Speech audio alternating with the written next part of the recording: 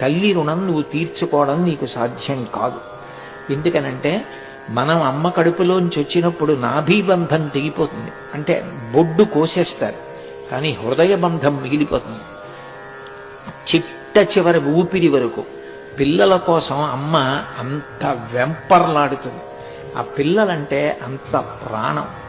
ఆ బిడ్డలు కడుపులో పెరుగుతున్నప్పుడు నిజానికి ఒంగోలేక, తనకిష్టమైంది తినలేక వాంతులవుతుంటే అంత కష్టానికి ఓర్చి ఎక్కడ కాలు జారి పడిపోతానోనని అంత నెమ్మదిగా అడుగులు వేస్తూ అంత జాగ్రత్తగా ఉండి, ఒకవేళ ఆ బిడ్డని కంటున్నప్పుడు విశేషంగా నెత్తురు పోయిన కారణం చేత తాను మరణించవచ్చు.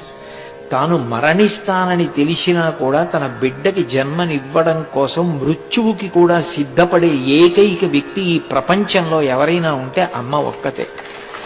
అటువంటి అమ్మ ఆ బిడ్డని ప్రసవించేటప్పుడు ఎంత బాధపడుతుందంటేట, ఒక శూలాన్ని తీసుకొచ్చి నిట్ట నిలువుగా పాతి శూలం మొన మీద ఎవరినైనా కూర్చోబెడితే బరువుకి కిందకి దిగిపోతుంటే వాళ్ళు ఎంత బాధపడతారో అంత బాధ అనుభవిస్తున్నట్టు.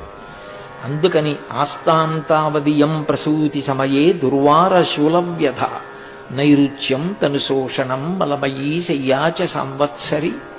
ఆ బిడ్డ పుట్టిన తరువాత శరీరం శుష్కించిపోయి కొత్త కొత్త అనారోగ్యాలు వచ్చి ఆ పిల్లవాడికి పడిశం పడితే వాడికి పడిశం తగ్గడానికి తాను పథ్యం చేస్తుంది. తాను ఏది తింటే ఆ పాలు తాగి పిల్లవాడికి పడిశం తగ్గుతుందో ఆ పదార్థం తింటుంది, తనకిష్టం ఉన్నా లేకపోయినా. ఏడాది పాటు పిల్లవాడో పిల్లో పెరిగి పెద్దదైపోయే వరకు హేమంత ఋతువు వచ్చి బయట విశేషంగా మంచు పడుతుంటే అస్తమానం ఆ పిల్లాడో పక్క తడిపేస్తుంటే ఆ చీర తడిసిపోతే అన్ని మాటలు లేచి వెళ్ళి చీర మార్చుకోలేక తడిసిపోయిన చీర భాగాన్ని ఇలా ఎత్తి పెట్టి పక్కకి పెట్టుకు పడుకుని నిద్రపోతుంది. తెల్లవారేటప్పటికి చీరంతా పిల్లవాడి యొక్క మూత్రంతో తడిసిపోతుంది. వాడు ఎన్ని మాటలు మల విసర్జన చేశాడో అన్ని మాటలు శుభ్రం చేసి వాడికి సాంబ్రాణి వేసి స్నానం చేయించి మెత్తటి బట్టలు కట్టి దోమలు కుట్టకుండా గొడుగు పెట్టి వాడిని పడుకోబెడుతుంది.